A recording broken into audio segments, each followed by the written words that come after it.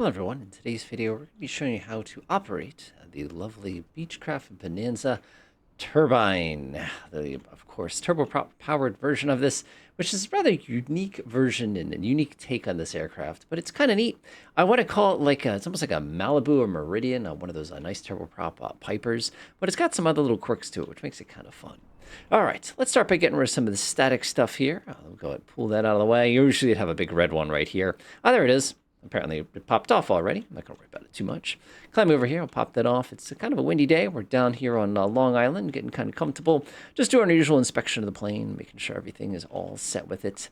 For those of you who've never seen a Bonanza up close, they're pretty good-sized planes. These aren't tiny planes. And again, you can see we've got the nice executive trim and everything like that.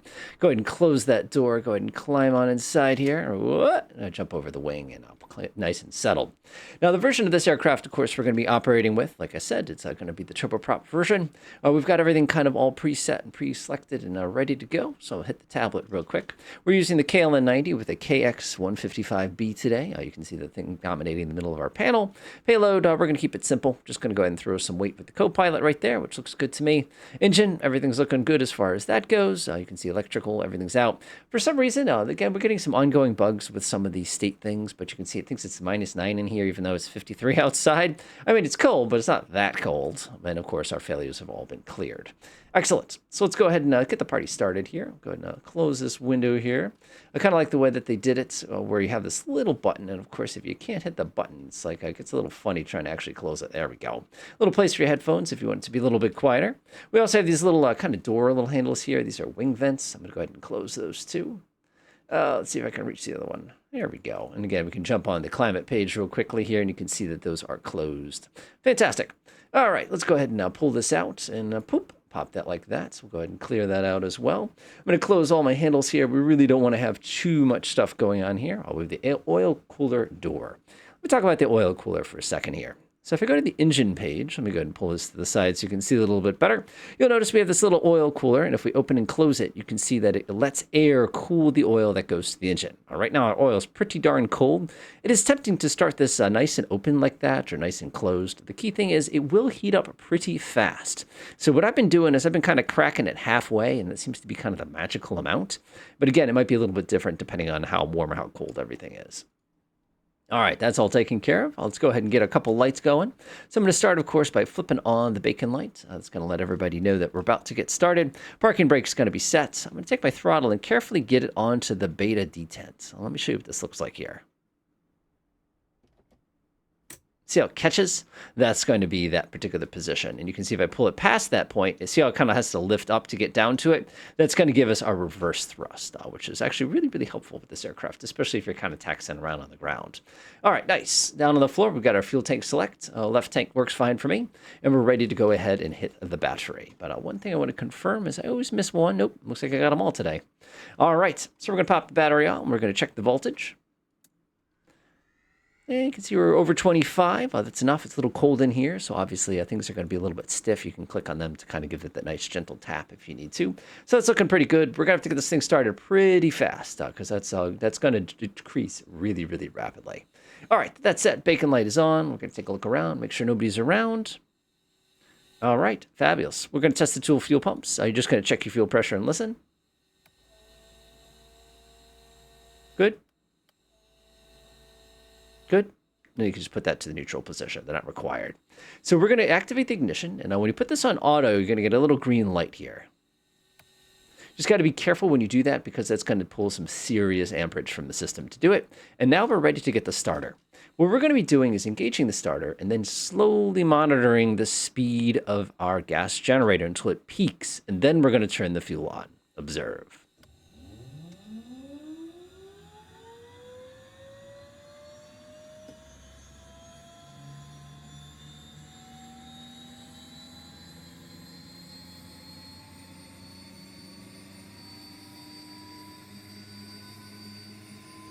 Got it.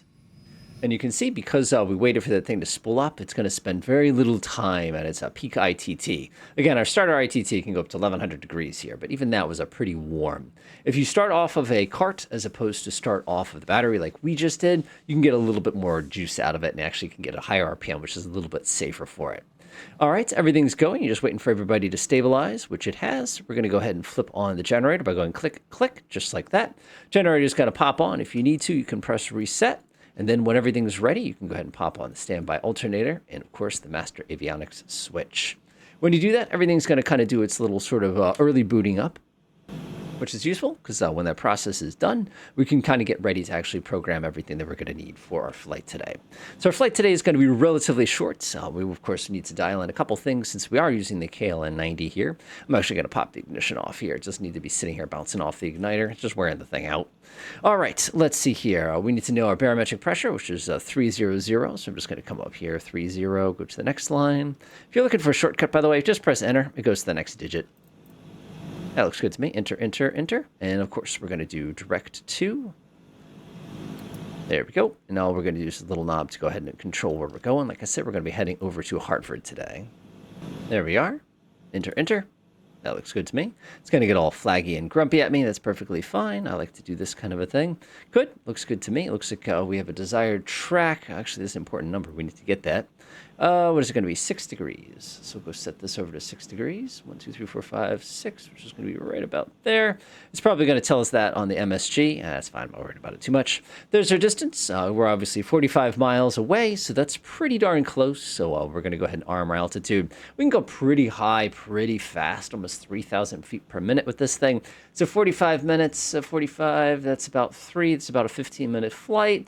So we won't no more than 5 minutes. So no more than, let's see, that would be to the west. So we'll call it 8,500 feet. Oh, we'll just do, 8,500. Go ahead and press arm. Don't forget to do that step. Otherwise, it's going to skip the level of the altitude, which you're going to dial into it. Trust me on that one. You'll do it a couple times. All right, so let's go ahead and get Hartford VOR programmed in there, too. While we're at it, we're going to be a little too far away to actually receive it at this point. But if we did, we, of course, could get it that way. All right, that's all set. Let's make sure autopilot is happy. Yep, plenty of angry lights. Good to go, good to go, good to go. All right, that looks good. I'll start dealing with the cabin temperature now that we've got everything kind of moving smoothly. Obviously, it's pretty cold, so what we're going to do is we're going to take the cabin heat, but first, you want to go ahead and pull open the handles that are going to let air flowing the rest of this kind of a thing. Let's see here. We'll grab that one. The defrost handle, again, it sits up front here like this. And, of course, we have our cabin heat. And you can see when I start cracking it, it's going to move that little line right there. If I slam it open, you can see the target temperature is 87, which is actually just fine. Like I said, it's a pretty cold day outside today. So I'm perfectly fine with that. And it's going to start kind of cooking us on the inside and making us a little bit more comfortable.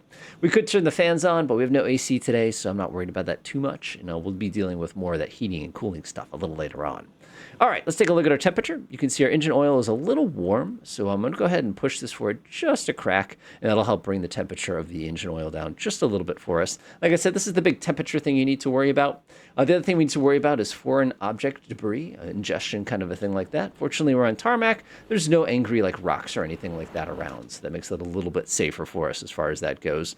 If it was something we were worried about, like we're on dust or grass, you can come here and hit the ice door, and what that will basically do is if I open this page up here, you can see that's going to slam close the inertial separator, which is going to cause you get some bypass there, which will actually kind of go around the engine. So you're going to be less likely to suck in all sorts of nastiness. Again, depending on the procedure, we can use that to kind of make things a little bit better for us as far as not ruining our engine kind of a thing. All right, cabin's warming up smoothly. Payload's all set. Everything's ready to go. We're ready to hit it. So I'm going to go ahead and get some panel lights on, make it a little bit easier. Pop on the taxi light. Disengage our parking brake. Now, the trick here is, remember how I mentioned there's a beta range on this aircraft? If you pull the throttle all the way back, you'll notice it makes a very distinctive sound, and you'll also notice you stop accelerating because you've essentially put the airplane in reverse. So what you want to listen for is that click noise, and that tells you you're out of that range. Got it. Taxi onto the runway here. Bonanzas are usually no flaps unless you're specifically very, very heavy. There we go, line ourselves up just like that. Looks good to me. I don't know what the deal with the grass is, but I'm not going to worry about it too much. All right, one last set of checks here. Make sure everything's okay. Lights, camera, action. We're allowed to use up to 1,200 pound-feet of torque for the purposes of takeoff here, which makes it a little bit safer for us. If we did have anything as far as using air conditioning, this would be a good time to turn it off. What we will do is we will go ahead and inflate our door seals. They're going to be sealing us in, making things a little bit quieter. If we wanted to, of course, we could pop in our headphones. That's a lot quieter, like a lot quieter. And that kind of helps. Everything else is good as far as handles goes, switches goes. That's going to be good to go as far as ignition goes. We don't need oxygen yet because we're kind of low, so I'm not worried about it. Landing switch, and we're ready for takeoff. Trick to taking off this aircraft is you're going to want to go ahead and apply power smoothly. And don't use 12. All you need to do is use 11 and watch what happens as you go down the runway.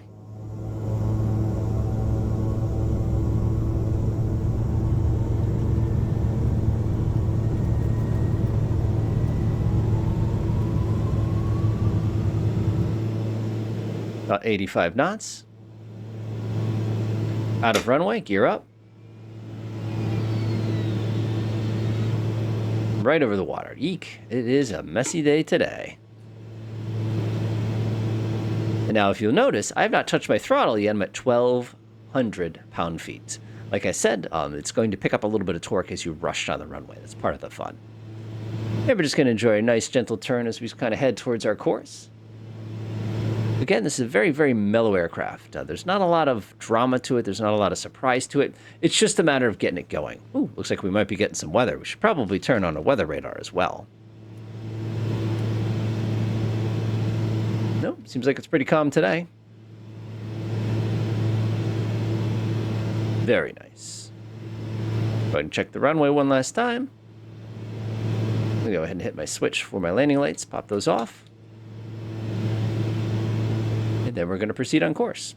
Generally with this aircraft, you can climb incredibly steeply if you want to climb at 100 knots. I find that's a little uncomfortable from a cabin angle. For example, if I just want to show you what that would look like, let me go ahead and pop this thing into a 100-knot climb, and you'll understand what I meant. Push it to the right just a little bit. There we go. So yes, we're getting about 4,000 feet per minute climb, which is staggering and quite awesome. But the other thing you're probably observing here is that this is uncomfortably steep. This is almost 20 degrees here. In the flight sim, you don't really notice it. Real world, you really notice it. You also notice that I'm about, 4,500 feet already. Again, I'm not making too much effort. Give it a little bit of right aileron trim here, make my lift a little bit simpler. There we go. That should simplify things a little bit for us. Very good. Automatic pilot's pretty straightforward. We're just going to hit flight director first to see what the intention of the automatic pilot is. Looks pretty good to me. I'm going to press AP engage, and then I'm simply going to press the nav button. One of the things you just want to be mindful of, if you are using a KLN90 like I am, just double check to make sure over here on the left that nav GPS is selected to the GPS setting, and just double check to make sure your HSI staff's source, I can't talk today, is set over to nav 1 so that you know it's on the correct freak. Now, if I were to quickly pop off of this real quick, and you can see we are perfectly on course. You can see our altitude alerter is armed, so it is expecting us to hit it. So this is where your job as an engineer starts. You'll notice here my torque has come down because the air has gotten thinner. So I apply a little bit more throttle. It's going to cause our torque to go up, our ITT to go up, gas gen to go up, and prop to stay about the same. What you just want to be very mindful of is the fact that you don't exceed any of these limits. Again, this little box will remind you if you're goofing around, but you also get these little red lights that pop on to say, hey, just so you're aware, you're probably done goofed kind of a thing.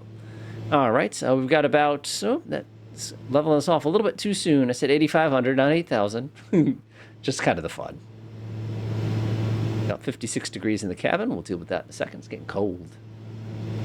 Ah, nasty, nasty. Go ahead and turn on some of our anti-ice here.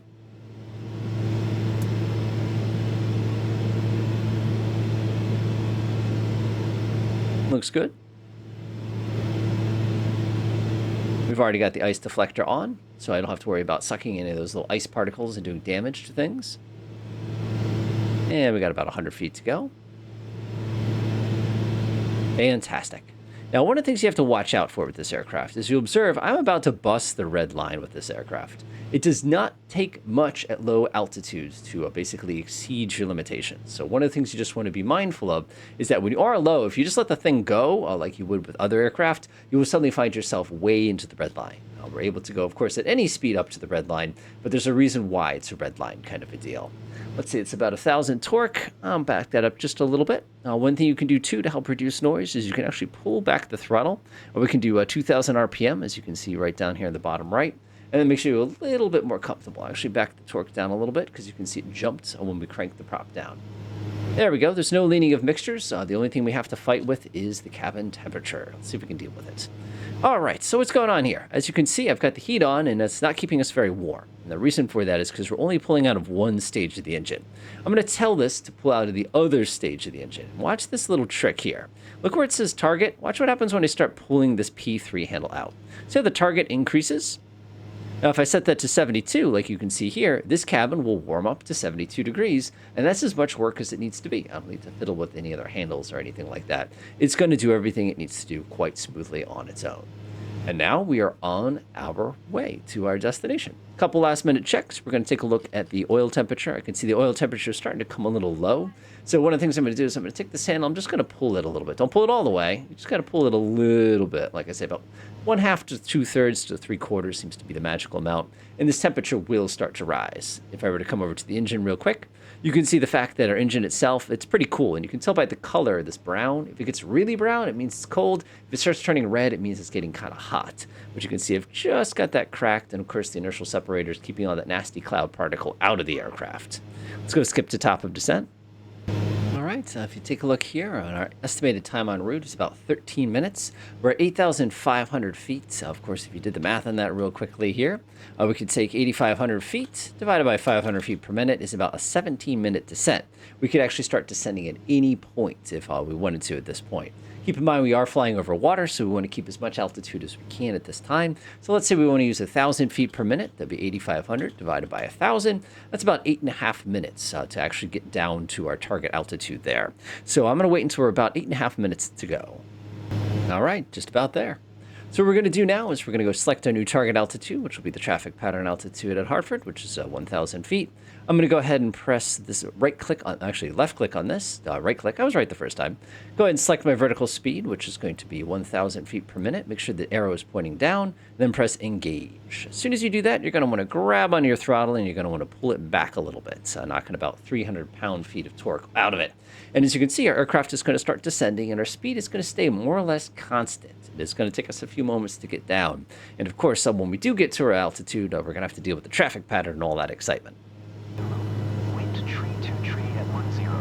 Visibility 10. Sky condition ceiling 4600 broken. Temperature 10. Dew point -5. Altimeter 29908. Visual runway 2 in use. Landing and departing runway 2.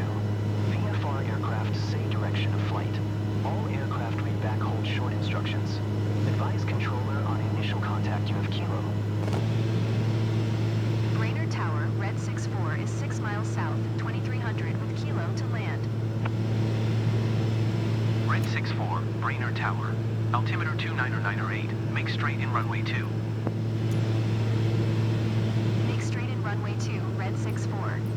Now, it's worth pointing out at this point that as we're coming in with this aircraft, the thing you have to remember is we are a turboprop, which means you can basically pull the throttle back anytime we want. There's no worrying about the engine suddenly getting all panicky on you and starting to lock up and freeze up and all sorts of nasty things like that. So I can actually safely pull this all the way back to the little point where the beta range is. It's going to slow down really quick. And of course, check this trick out. Since we're inside of the carrot, which you see right here, we can actually put the landing gear down and get even more drag on this airplane. Now, by the time those two factors are going to catch up to each other, you're actually going to have to add thrust to this thing in order to keep it basically flying the way that it was just a few moments ago.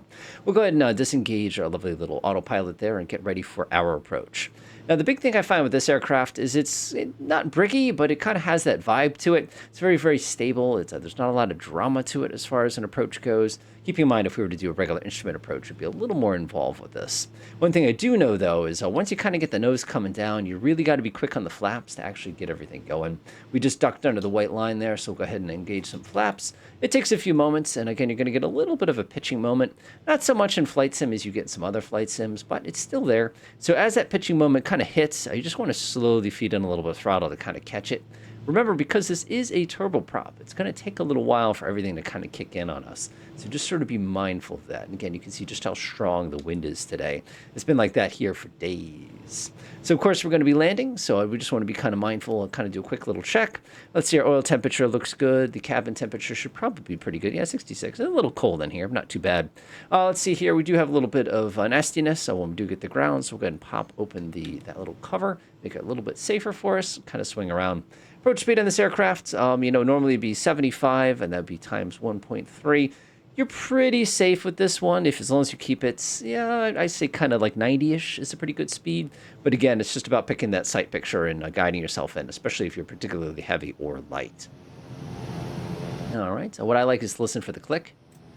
That kind of tells you you're at idle. There we go. Ooh, that's a bit of a headwind. Golly. And the interesting thing is, in Hartford, in the real world, believe it or not, when you're coming into land, you're supposed to not go straight in because you're not supposed to fly over those people's houses. They don't like that. So you actually come in here at not just an angle, but a curve, which is kind of fun. There we go. Got that lovely runway right at my 12 o'clock. Waiting to see the windsock when we get down. Remember, you got to think about a minute in advance. So if you see the nose start to drop, by the time you've added throttle, you always have to pull the throttle back out. There we go. Wind's starting to mellow out a little bit. Runway's made. We'll pull the eye out.